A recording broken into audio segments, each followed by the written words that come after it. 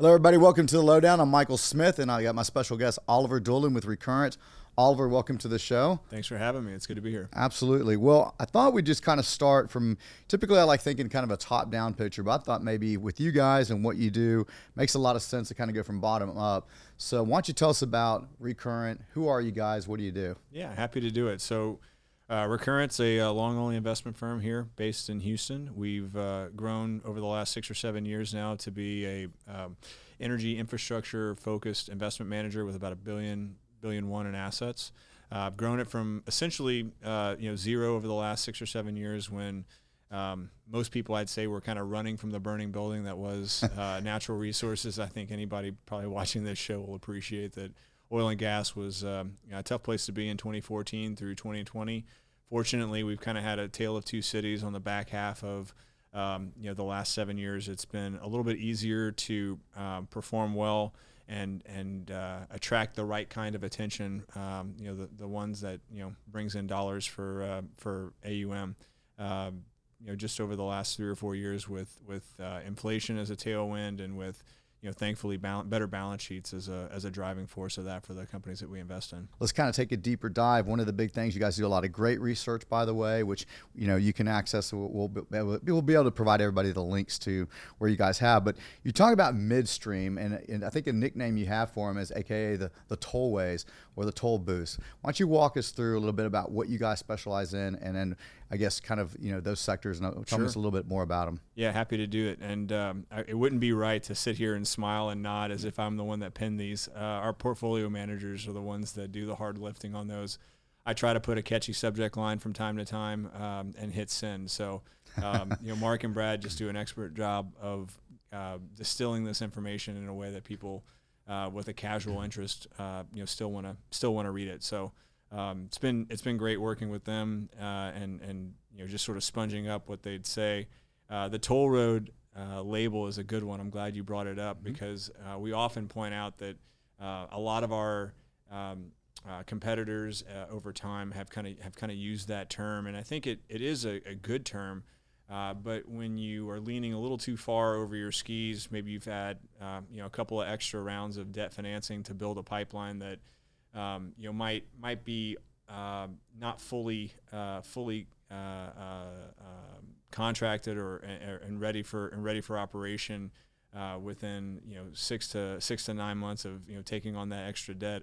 It actually leads to kind of the key variable that we've always looked at, which is debt to EBITDA being either too far stretched or appropriately sized. And so I'd say a big reason for the good performance over the last few years is really just these companies getting their acts together and paying down debt and doing all the things that are at least growing their EBITDA into their debt for a more conservative debt ratio. It's definitely done quite well. I mean, the last 5 years, according to your guys' research, Midstream's earnings have grown by 70% as dividends grew by 8%.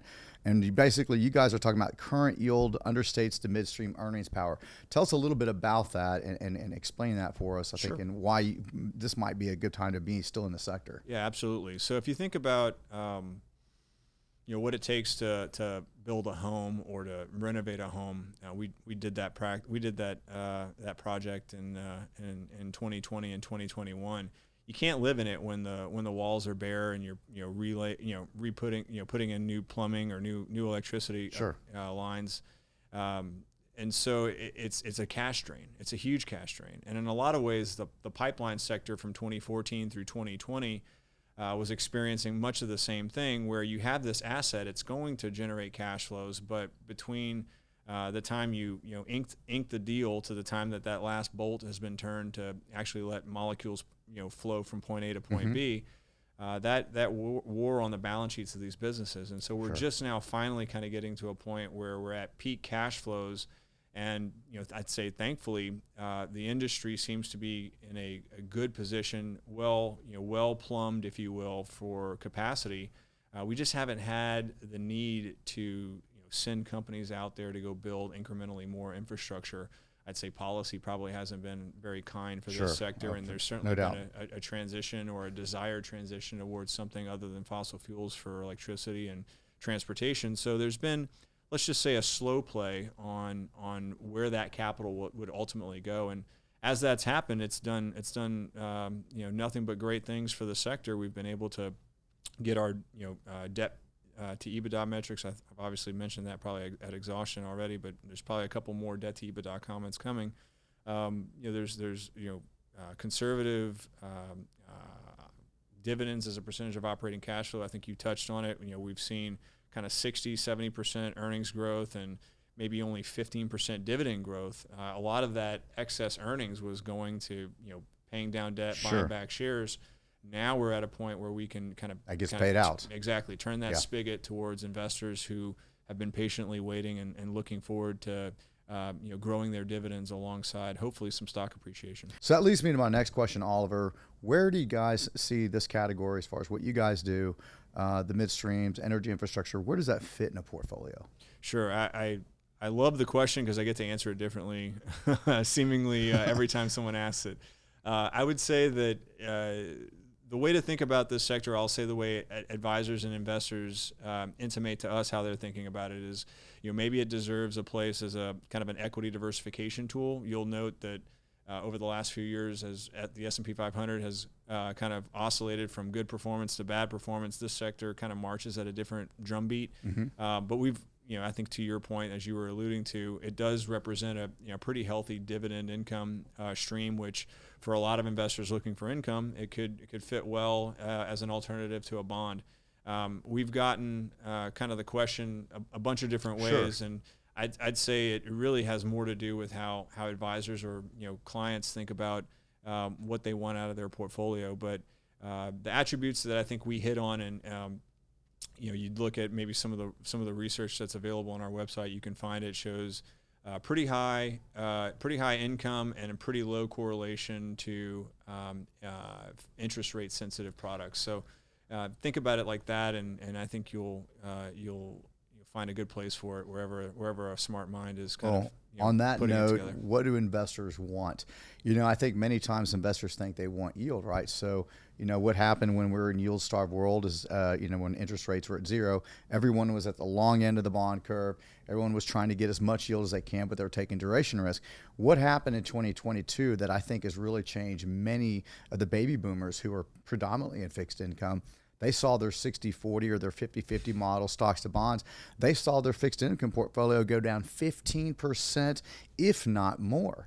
And so you bring up a great point. As a matter of fact, there's two charts you guys have in the research. I'd like you maybe to kind of talk through this first chart, but it's talking about the correlation of basically this asset class to Fed policy.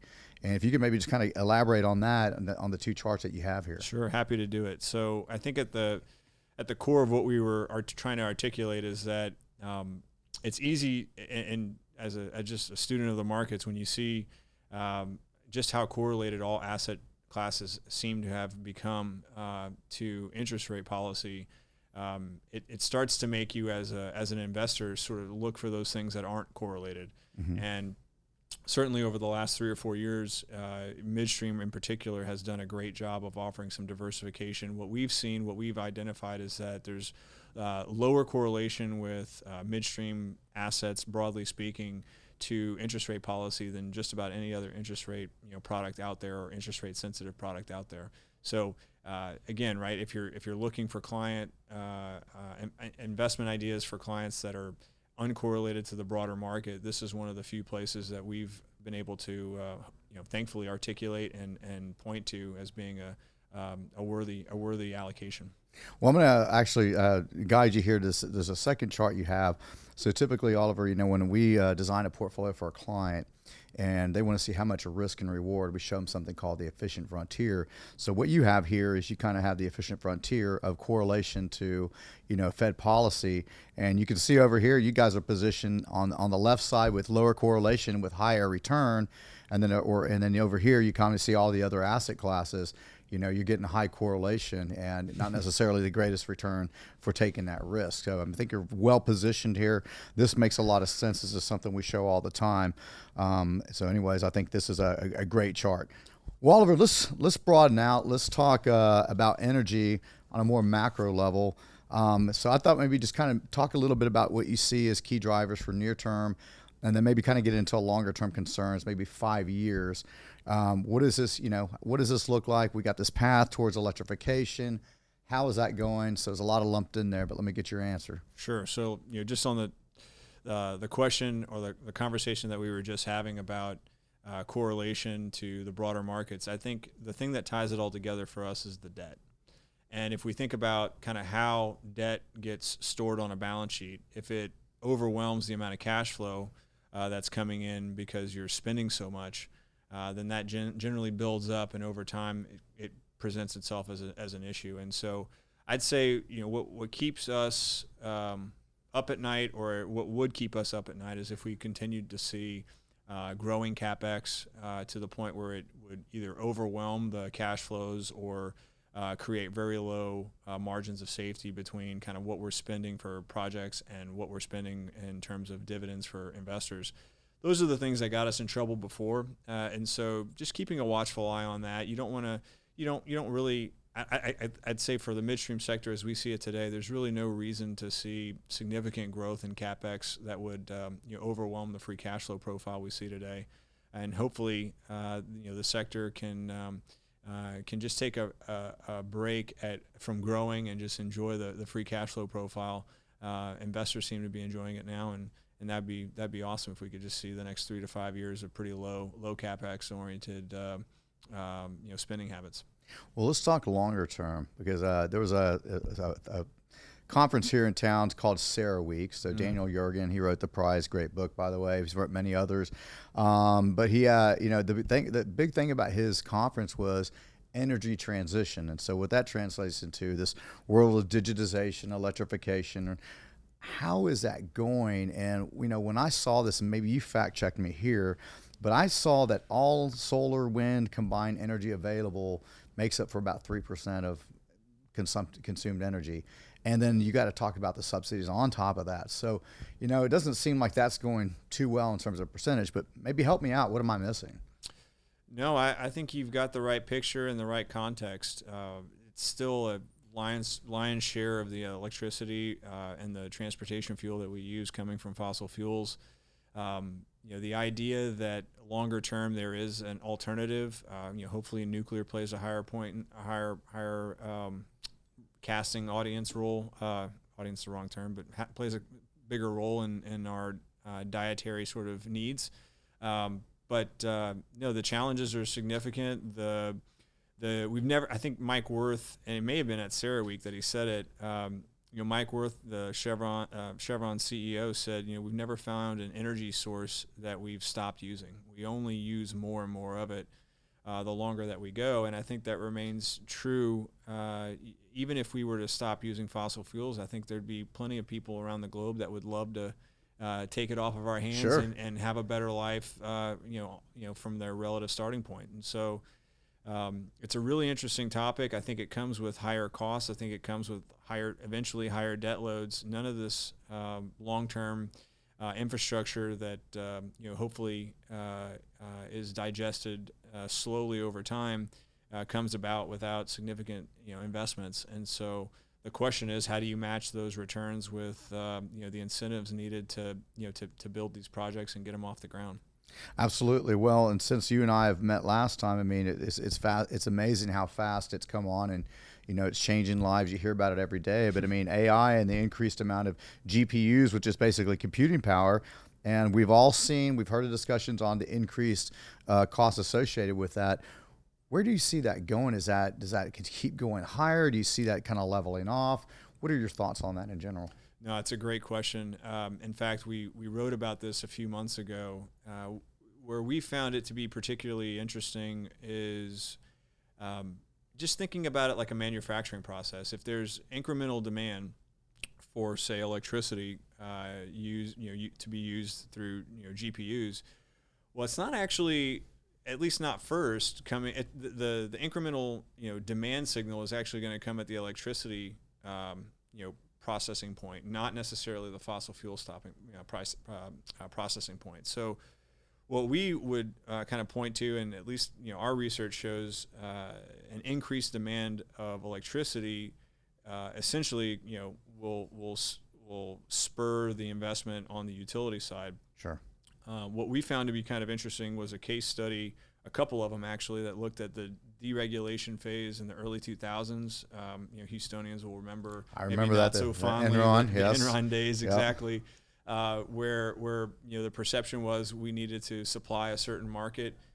We got a bit of ahead of ourselves, oversupplied it at a time when demand went down, or at least supply just overwhelmed demand, and utilities were, or I should say, the investors in utilities were left holding the bag, seeing significant dilution during that time frame. And we really don't have to go that far back in history to remember what it felt like in the not so glory days of the shale revolution. Yes. And the energy independence cycle with shale kind of kicking in. These businesses were levered up, almost 6 times debt to EBITDA, and it became kind of uninvestable. And so we would just say there's some caution that should be applied to any industry, particularly those that have long-lived, useful life assets and are promising higher returns in the future for significant capital investments today.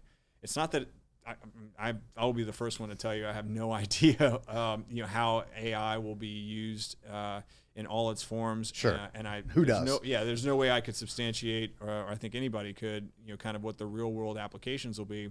But when you start talking about, states in the union forecasting 30% electricity needs just to satisfy the computing power demand that's supposed to come, that matches up with with the risk of overinvestment or potentially a longer duration to get those assets up and running. Sure. And it could be interesting times to watch. Oh, indeed it will be. And so what? Last, and I saved this on purpose, but want to get your take on the kind of the geopolitical environment and U.S. election, and how does that affect this asset class? And we'll end there. Sure. I try to wear my Switzerland hat whenever I walk into meetings these days, Yeah. especially in depending on where I'm headed.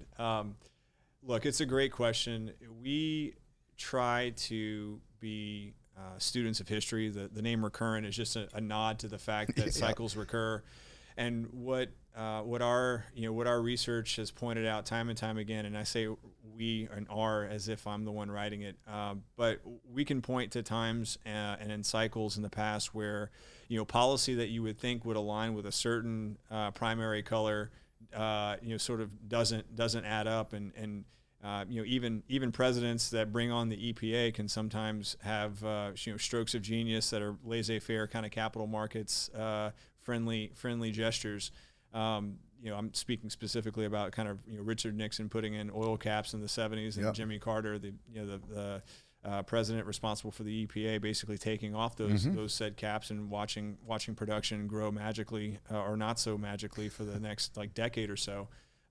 There's things that can kind of run at odds with how people would like to think about specific kind of linear approaches. For the current day, building out infrastructure is a local economy issue first. Mm-hmm. Whether you're building a nuclear plant, a refinery, a pipeline, a new combined cycle gas terminal to fund or to fuel electricity to GPUs, you got to ask whether or not a neighborhood's going to say okay to that first before you get the green light. And I think it's really kind of interesting that we sort of just assume that our politicians have this sort of overpowering control over whether or not production comes online. We've definitely been sort of approached with the idea that if the Republicans win, then energy supply will just flow like from the heavens. Yeah. I'll so tell you, easy. I'll tell you that the rationalization of CapEx and the discipline that not just the midstream sector, but even the broader upstream sector has displayed over the last few years should give a lot of investors some encouraging signs of confidence that maybe they'll hold fast to the returns-focused behavior that they've adopted really since COVID. It's really, I think, been the only reason that investors are willing to sponsor shares in the open market and hold them. And so, to the degree that businesses are able to do that and continue to do that, it should be good for investors. Well, Oliver, I appreciate your time today. Lots of great stuff. By the way, if anyone wants to get access to your research, shoot me an email. I'll get them in contact with you. You guys put out lots of great stuff. Really good read. So if anyone wants to dig deeper, you guys do an amazing job. So thank you again. Thanks for having me, and thanks for following the story for so long. Absolutely.